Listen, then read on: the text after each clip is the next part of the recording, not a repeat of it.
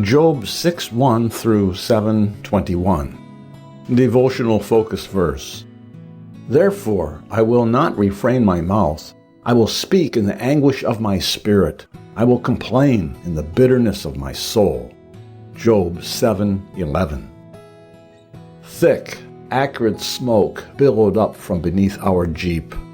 Less than an hour earlier, my wife and I had left Gardiner, Maine, after spending all of our traveling money for necessary repairs on our vehicle.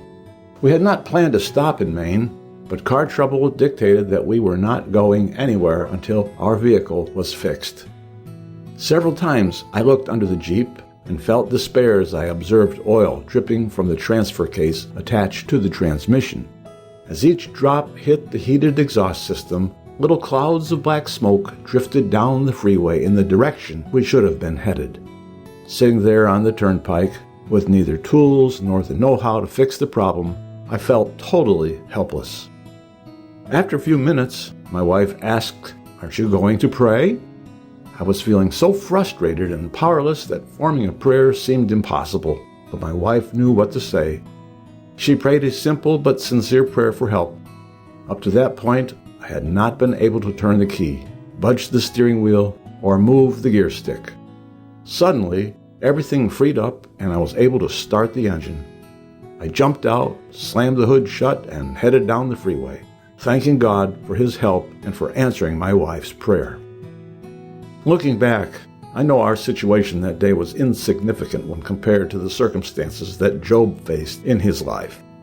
In his desperation, Job cried out in the hope that God would give deliverance. Unlike the immediate response I received on the turnpike, Job had to endure for some time before the desire of his heart was granted. Yet in spite of the overwhelming nature of what he faced, he maintained his innocence and his integrity before God.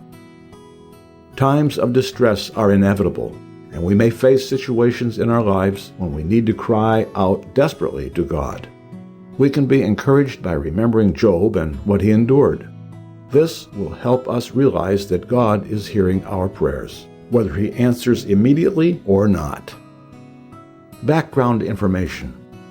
In today's text, Job responded to Eliphaz's speech, continuing to mourn the injustice of his situation instead of addressing Eliphaz's statements point by point.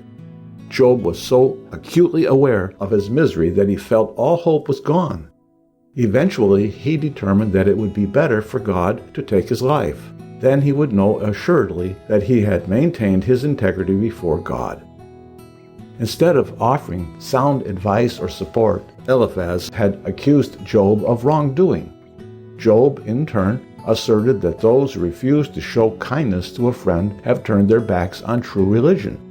Also, he challenged his friends to look at him and determine if he was lying about being righteous. In chapter 7, Job provided an analogy of life as the life of a slave, saying that man has no control over his life and that he only looks forward to the end of the day when he can rest. Through most of chapter 7, Job directed his comments toward God. Job feared that if his suffering continued much longer, he might forsake God. He told God that if he did not do something soon to vindicate his name, he would die. In his desperation, Job spoke frankly. He felt his death was imminent, so there was no need to speak in guarded phrases. He expressed directly what he was thinking and how he felt. Conclusion. Even though we must endure trying circumstances in life, we can maintain our integrity before God simply by keeping our faith in Him. God will never fail.